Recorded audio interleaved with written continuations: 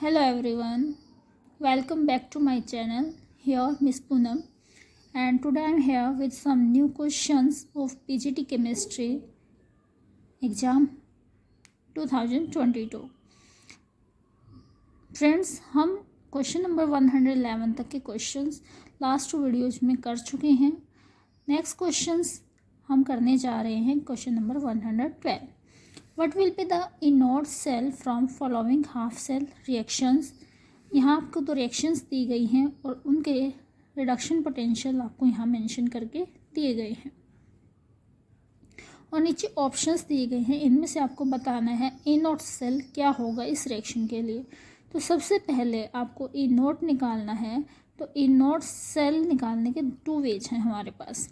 या तो आप इसको समझिए E naught cathode minus E naught anode की फॉर्म में, या फिर आप इसको समझिए ई नॉट ऑक्सीडेशन यानी oxidation potential plus reduction potential.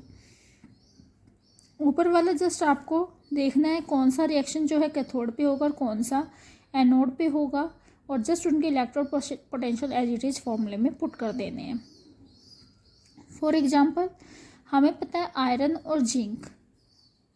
Zinc is more reactive than iron, so oxidation of zinc will take place at anode and reduction of iron will take place at cathode. That means you have to put this value at cathode value 0.77, then minus sign and minus of 0.76 in anode. Two negative will come out as positive sign and both value get added, give 1.53 volt. Okay, otherwise you have to do oxidation potential minus plus reduction potential. That means यहाँ पे जो आपको reduction potential दिए हैं इनमें से zinc को आपको रिडक्शन पोटेंशियल से ऑक्सीडेशन पोटेंशियल में आपको कन्वर्ट करना है, और ये वैल्यू जो है ऑटोमेटिक आपकी जो भी प्लस की है तो नेगेटिव की हो जाएगी, नेगेटिव की है तो प्लस की हो जाएगी.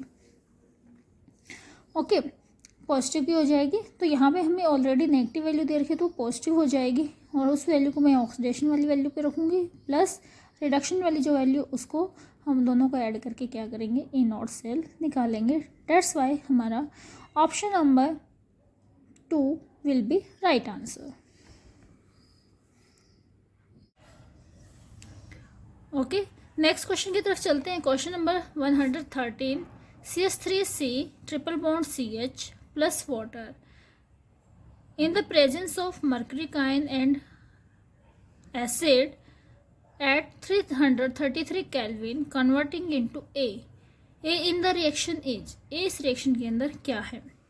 CH3 CH2 CH2 OH, CH3 CH2 CHO, CH3 C double bond O CH3, या फिर CH3 CH OH CH3. इन चार ऑप्शंस में से आपको सिलेक्ट करना है. तो यहाँ पर हमारा ऑप्शन नंबर 3 होने वाला है राइट. देखिए क्यों? क्योंकि यहाँ पे कीटोन बन रहा है, बाकी किसी में अल्कोहल, किसी में एल्डिहाइड और इसमें अल्कोहल बन रहा है. ये प्राइमरी अल्कोहल, ये सेकेंडरी अल्कोहल. लेकिन जो हमारी रिएक्शन है वो किसकी प्रेजेंस में हो रही है? मर्करी आयन के प्रेजेंस में हो रही है. तो mercury ion catalysed hydration of alkynes करवाता है. Hydration of alkyne requires strong acid, usually sulphuric acid, and is facilitated by the mercury ion and ketones as a product is formed.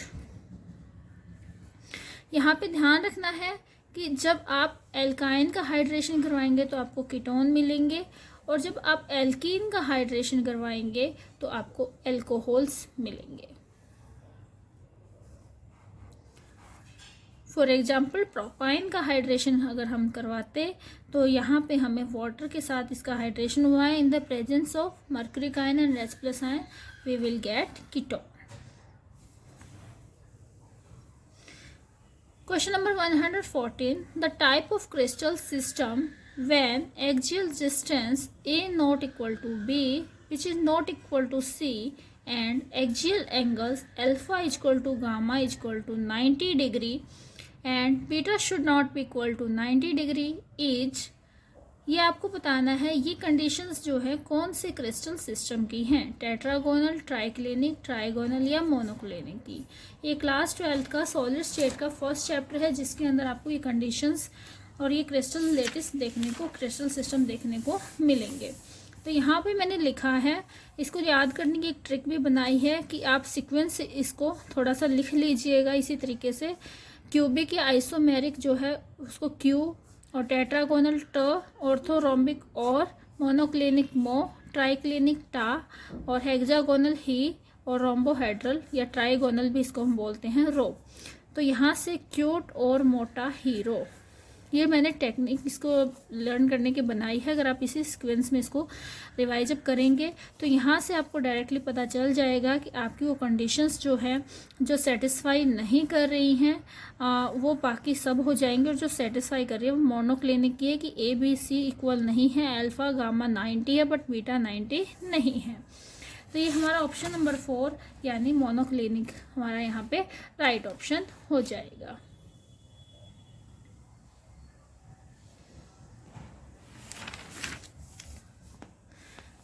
Next देखते हैं question number 115। आगे का question start करने से पहले मेरी आपसे रिक्वेस्ट है, अगर आपको वीडियो पसंद आ रही है तो लाइक ज़रूर करें, अपने दोस्तों के साथ भी शेयर करना ना भूलें, और फर्स्ट टाइम चैनल पर विजिट किया है आपने तो उस चैनल को सब्सक्राइब भी ज़रूर करें। ये सब चीज़ें वीडियो बनाने वाले को मोटिवेट करती हैं और आपको कुछ नया कंटेंट भी प्रोवाइड करती हैं। इसमें आपका कोई लॉस नहीं है, जस्ट आपको एक लाइक हिट करना है। Thank you, and let's do next question. Question number 115. Which among the following compound has highest order of reactivity in nucleophilic addition reactions? Options मिले आपको बेंजल्डिहाइड, पैराटोल्वेनल्डिहाइड, पैरा नाइट्रोबेंजल्डिहाइड एंड एसिटोफिनॉन। यहाँ पे आपको देखने को मिलेगा ऑप्शन नंबर 3 जो है वो बिल्कुल राइट होगा आपका, पैरा नाइट्रोबेंजल्डिहाइड। इनमें से जब आप ऑर्डर देखेंगे रिएक्टिविटी का, हाईएस्ट रिएक्टिविटी जो है पैरा नाइट्रोबेंजल्डिहाइड की होगी यहाँ, क्योंकि यहाँ पे आपको देखने को मिलेगा कि plus I effect is more in ketone than an aldehyde. Hence acetophenone is least reactive in nucleophilic addition reaction among aldehydes.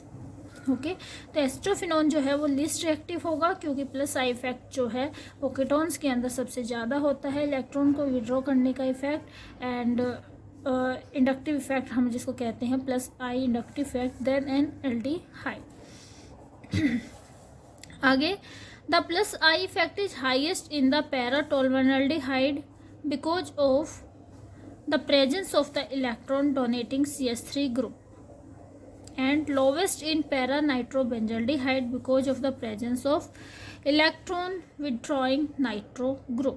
तो इलेक्ट्रॉन विड्रॉइंग नाइट्रो ग्रुप होने की वजह से जो बेंजल्डिहाइड है उसके ऊपर से इलेक्ट्रॉन डेंसिटी रिमूव हो जाएगी, कुछ हद तक कम हो जाएगी, जिसकी वजह से न्यूक्लियोफाइल का अटैक वहाँ पे होना ईजी हो जाएगा। इसलिए हम कह सकते हैं कि पैरा नाइट्रोबेंजल्डिहाइड है वो ज़्यादा रिएक्टिव होगा न्यूक्लियोफिलिक एडिशन रिएक्शंस की तरफ।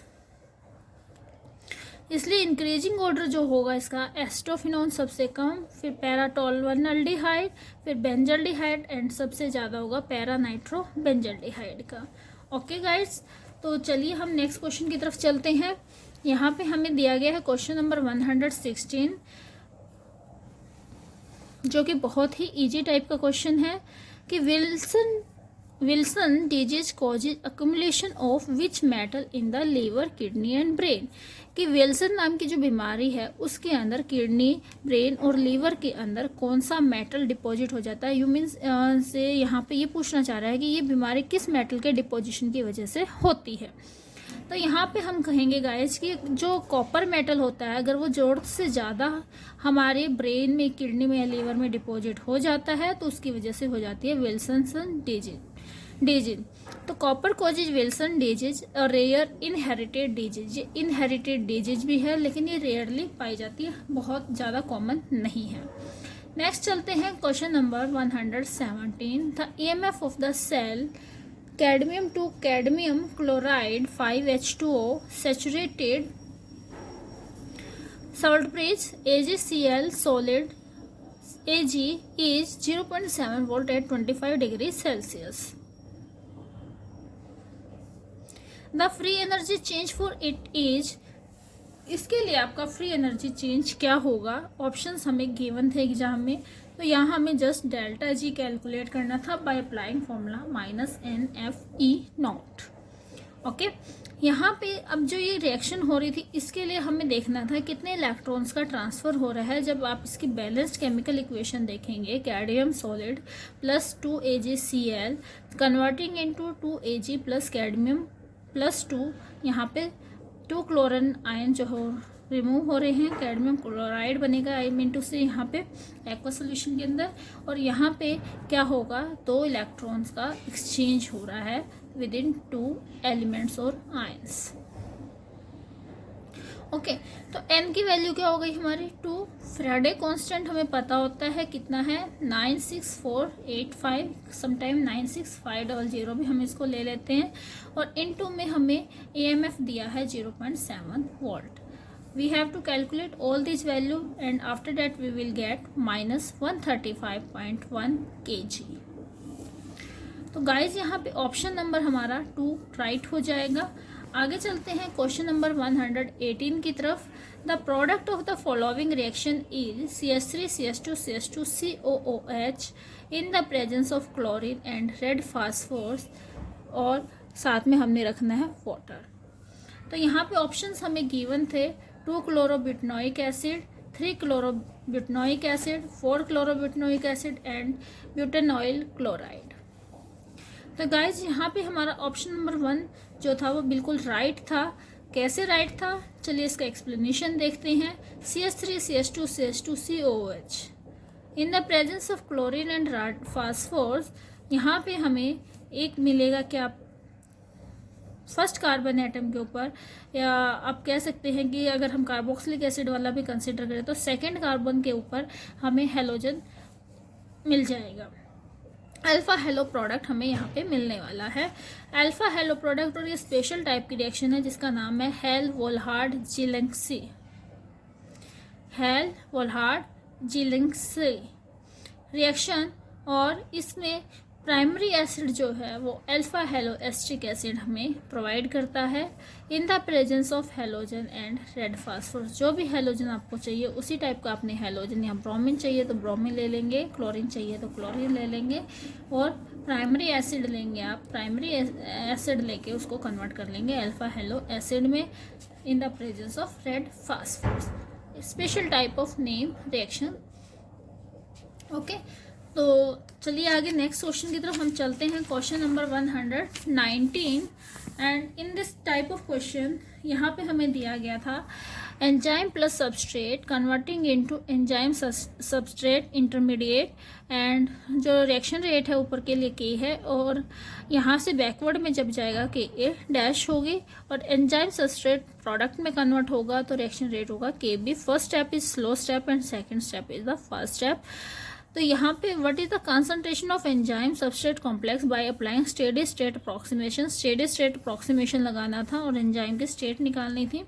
तो ये स्टेडी स्टेट अप्रोक्सीमेशन के लिए आपको पूरा कैलकुलेट करना पड़ेगा एंजाइम सबस्ट्रेट से, इसलिए डायरेक्ट मैं आपको बता देती हूँ यहाँ पे क्या हो रहा है एक्चुअल में। ऑप्शन नंबर जो 2 है हमारा वो राइट होगा, के ए अपॉन में k A dash plus k B enzyme into enzyme substrate.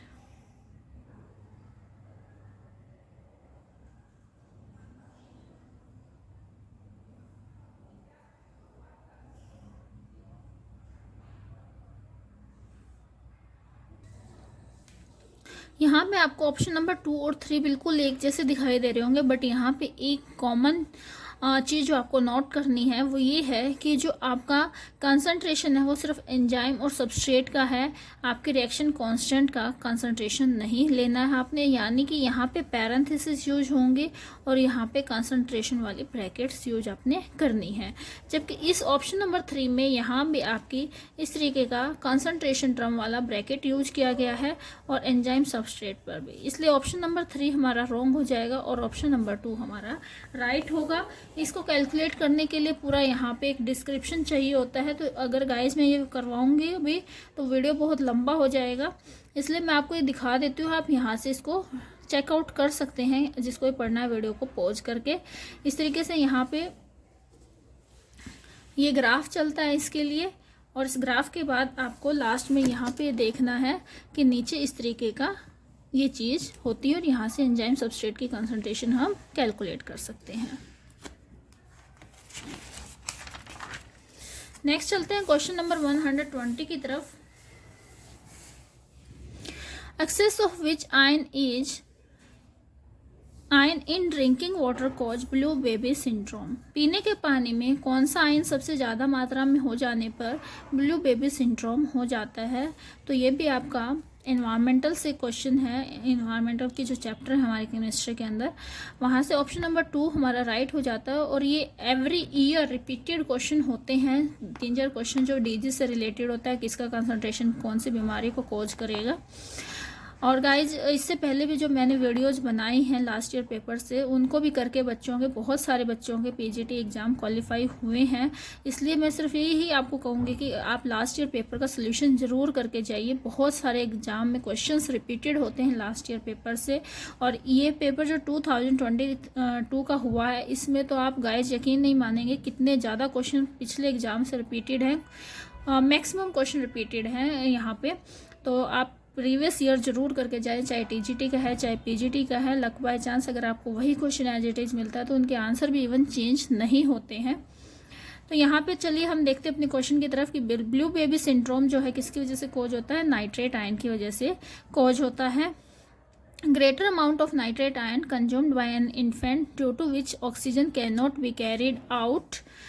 The magnesium amount of nitrate ion in drinking water should be 10 ppm। तो मिनिमम जो अमाउंट है वो 10 ppm होनी चाहिए। वो उससे ज़्यादा हो जाती है तो फिर वो डिजीज कॉज करना स्टार्ट कर देते हैं। विच of the flowing complex does not show geometric isomerism. इनमें से कौन सा ऐसा कॉम्प्लेक्स है जो ज्योमेट्रिक आइसोमरिज्म शो नहीं करेगा। ज्योमेट्रिक आइसोमरिज्म शो करने के लिए आपके पास जो लिगेंड्स हैं वो 2 डिफरेंट टाइप के लिगेंड्स होने चाहिए around the central metal atom. तो यहाँ पे ज्योमेट्रिक या सिस ट्रांस आइसोमरिज्म भी आप इसको कह सकते हैं। जो प्लेटिनम है उसमें अमोनिया और क्लोराइड है, ओके। इसमें अमोनिया और नाइट्रेट है, इसमें क्लोरीन और इथाइलिन है। लेकिन इसमें जो आप 4th ऑप्शन देखेंगे, इसमें चारों के चारे लिगेंड्स जो हैं वो CO4 हैं, इसलिए ये आपका ज्योमेट्रिक आइसोमरिज्म शो नहीं करेगा।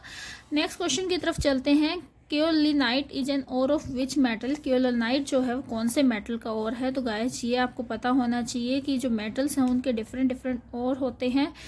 एल्युमिनियम का एक बॉक्साइट और काफ़ी पॉपुलर है, बट यहाँ पे इन्होंने क्योलिनाइट पूछा तो ऑप्शन 1 हमारा जो है वो राइट ऑप्शन होगा। The amount of water produce by the combustion of 16 gram of methane is, कि 16 ग्राम मीथेन जो है कितने अमाउंट ऑफ वाटर को प्रोड्यूस करेगी। तो यहाँ पे गाइस देखिए 16 ग्राम मीथेन का मतलब है 1 मोल मीथेन। और 1 मोल मीथेन की जब आप बैलेंस्ड केमिकल इक्वेशन देखेंगे तो वो 2 मोल वाटर प्रोड्यूस करती है। और 2 मोल वाटर का मतलब हो जाएगा, 1 मोल वाटर का मतलब 18 ग्राम, तो 2 मोल वाटर का मतलब 36 ग्राम। डेट्स वाई हमारा ऑप्शन नंबर 3 यहाँ पे बिल्कुल एक्यूरेट होने वाला है कि 1 मोल मीथेन जो है वो 36 ग्राम वाटर को प्रोड्यूस करेगा। नेक्स्ट क्वेश्चन की तरफ चलते हैं। Question number 124। The IUPAC name of the following compound is. जो गिवन कंपाउंड है उसका IUPAC नेम बताइए क्या होगा। तो यहाँ पे जब आप नंबरिंग करेंगे, इसकी नंबरिंग हमने स्टार्टिंग करनी है कि हमारे जो फंक्शनल ग्रुप है उसको लोवेस्ट नंबर मिले और उस तरीके से हम नंबरिंग स्टार्ट करेंगे। तो यहाँ ऑप्शन नंबर 2 हमारा एकदम राइट होगा। 5 oxo hexa ionic 5 oxo hexanoic acid. तो क्योंकि 5 पे ऑक्सो ग्रुप लगा है, 6 की चेन है हेक्स, सारे के सारे सिंगल बॉन्ड है एन, और फर्स्ट पे ओइक एसिड है 1 ओइक एसिड। तो हमारा ऑप्शन नंबर 2 एकदम राइट यहाँ से हो जाएगा। नेक्स्ट क्वेश्चन नंबर, तो गाइस यहाँ पे है question number 125। Tris ethane one two diamine cobalt 3 sulphate is. Tris ethane one two diamine कि इथेन 1,2-डाइमाइन जो है उसका आपने क्या करना है, ट्रेस करना है। तो यहाँ भी ट्रेस है, यहाँ भी ट्रेस है, ओके। उसके बाद इसने कहा है कोबाल्ट जो है +3 ऑक्सीडेशन स्टेट में होना चाहिए। तो कोबाल्ट यहाँ पे +3 ऑक्सीडेशन स्टेट में होगा और यहाँ पे +2 ऑक्सीडेशन स्टेट में होगा। तो इस तरीके से हमें अपनी ऑक्सीडेशन स्टेट और सब कुछ कैलकुलेट करते हुए कोबाल्ट की +3 ऑक्सीडेशन स्टेट लेते हुए हमने अपने आंसर को देखना है। और साथ में इसके साथ लगा हुआ है सल्फेट। तो हमारा ऑप्शन नंबर 4 जो है वो एकदम राइट हो जाएगा। नेक्स्ट है क्वेश्चन नंबर 126.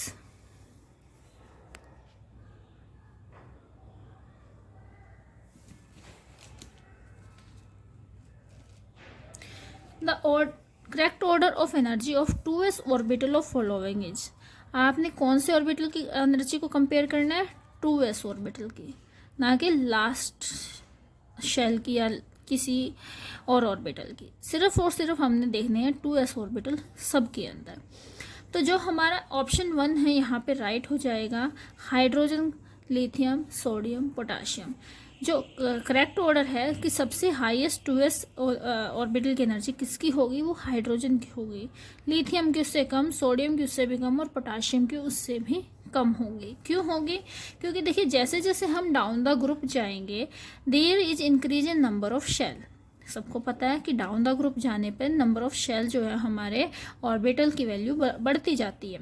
पहले फर्स्ट ऑर्बिट में जाएगा, सेकंड में जाएगा, थर्ड में जाएगा, फोर्थ में जाएगा. इस तरीके से ऑर्बिटल वैल्यू हमारी बढ़ती जाती है.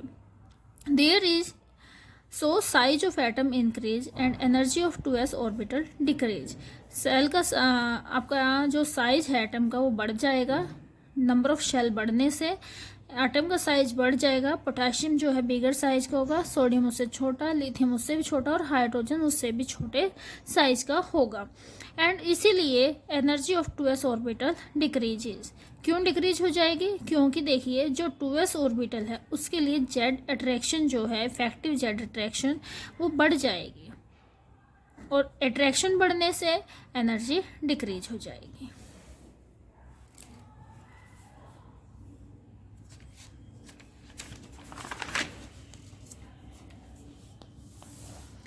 Question number 127.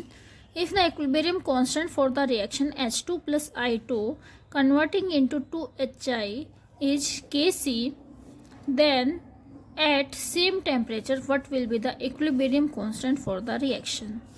यहाँ पे 2 मोल के लिए थी. इसने पूछी है हमसे किसके लिए?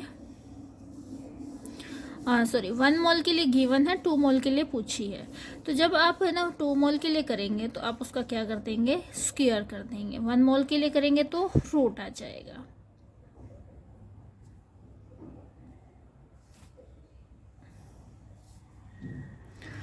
तो यहाँ पे इसके लिए हमें Kc गिवन था तो 2 का करना है तो Kc का स्क्वायर हो जाएगा. अगर यहाँ 1/2 करके देता तो Kc के ऊपर रूट आ जाता. तो इस तरीके से आपने इसका लिंक फॉर्म करना है और लिंक फॉर्म करके आपने कांस्टेंट की वैल्यू याद कर लेनी है. या तो डायरेक्ट कि अगर आप रिएक्शन में आपके नंबर ऑफ मोल्स डबल हो रहे हैं तो रिएक्शन कांस्टेंट पे स्क्वायर चला जाएगा. नंबर ऑफ मोल्स हाफ हो रहे हैं तो अंडर रूट चला जाएगा. 3 जा रहा है तो पावर क्यूब में हो जाएगा. इस तरीके से.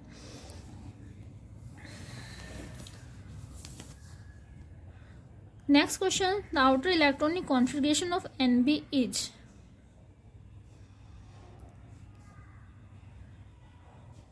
तो नियोबियम की आपसे इलेक्ट्रॉनिक कॉन्फ़िगरेशन पूछी गई है, आउटर इलेक्ट्रॉनिक कॉन्फ़िगरेशन. तो यहाँ ऑप्शन नंबर 3 हमारा राइट होगा. नियोबियम जो है एक्सेप्शनल कॉन्फ़िगरेशन शो करता है. एक्चुअल में होना चाहिए था 4d5 5s0, बट यहाँ 41 इलेक्ट्रॉन के लिए क्रिप्टन 36 एंड 4d4 5s1 इसकी ये कॉन्फ़िगरेशन होगी. Next question number 129. Which of the following is not an example of first order reaction? इनमें से कौन सी रिएक्शन फर्स्ट ऑर्डर रिएक्शन नहीं है? ये एनसीईआरटी में एज इट इज दी गई हैं सारे के सारे रिएक्शन और वहाँ क्लियरली मेंशन किया गया है कि decomposition of ammonia is not a first order reaction. Decomposition of ammonia is a 0 order reaction on the surface of platinum catalyst and इस रिएक्शन का 0 ऑर्डर होने की वजह से यही हमारी फर्स्ट ऑर्डर रिएक्शन नहीं है. बाकी मीथेन का जो हम यहाँ पे हाइड्रोजन के साथ कॉम्बिनेशन करवा रहे हैं, ये रेडन का हम ब्रेकिंग करवा रहे हैं हीलियम और रेडॉन में, और सोडियम पेंटॉक्साइड नाइट्रोजन पेंटॉक्साइड हम जो यूज कर रहे हैं वो ये सारी की सारी रिएक्शन क्या हैं? फर्स्ट ऑर्डर रिएक्शंस हैं. नेक्स्ट चलते हैं हम क्वेश्चन नंबर 130 की तरफ. Which of the following species do not show disproportionation reaction? Disproportionation reaction is a reaction in which same elements show oxidation as well as reduction. यहाँ पे हमें देखना है कि जो आपके मिनिमम ऑक्सीडेशन स्टेट में होंगे एलिमेंट या जो मैक्सिमम ऑक्सीडेशन स्टेट में होंगे वो डिसप्रपोर्शनेशन शो नहीं करेंगे, जो मिडल ऑक्सीडेशन स्टेट शो करेंगे, यानी कि ना मैक्सिमम है ना मिनिमम है, बीच की कोई इन्होंने ऑक्सीडेशन स्टेट कैरी की हुई है, तो वो एलिमेंट जो है वो इस तरीके के एलिमेंट डिसप्रपोर्शनेशन रिएक्शन को शो कर सकते हैं।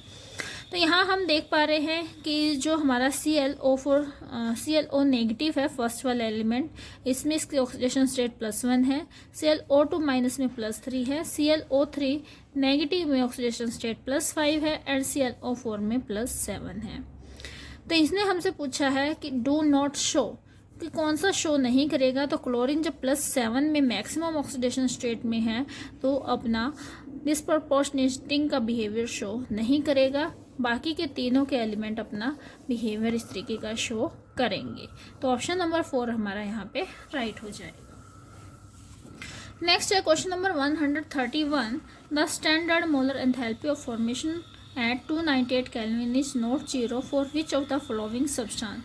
Standard molar enthalpy of formation is not 0 for which of the following substance. देखिए स्टैंडर्ड मोलर एंथैल्पी फॉर्मेशन किसी भी एलिमेंट के लिए 0 होती है, कब? जब वो एलिमेंट अपने स्टैंडर्ड स्टेट में होता है, और किस पे? 298 केल्विन टेम्परेचर पे। तो यहाँ पे हम देख पा रहे हैं जो ब्रोमीन है वो 298 केल्विन के ऊपर अपने लिक्विड स्टेट में एग्जिस्ट करता है, जबकि गैस फॉर्म में नहीं होता है, इसलिए ब्रोमीन गैस जो है इसका standard molar enthalpy of formation 0 नहीं होगा। तो ऑप्शन नंबर 3 हमारा यहाँ पे राइट हो जाएगा। तो गाइज आज की वीडियो में इतना ही, बाकी के बचे हुए क्वेश्चन मैं आपको नेक्स्ट वीडियो में जल्दी से जल्दी करवाऊँगी। Thank you for watching this video, और आपको वीडियो पसंद आ रही है तो प्लीज़ लाइक ज़रूर करें और कमेंट करके भी बताएं कि आपको वीडियो कैसा लगा। Thank you very much.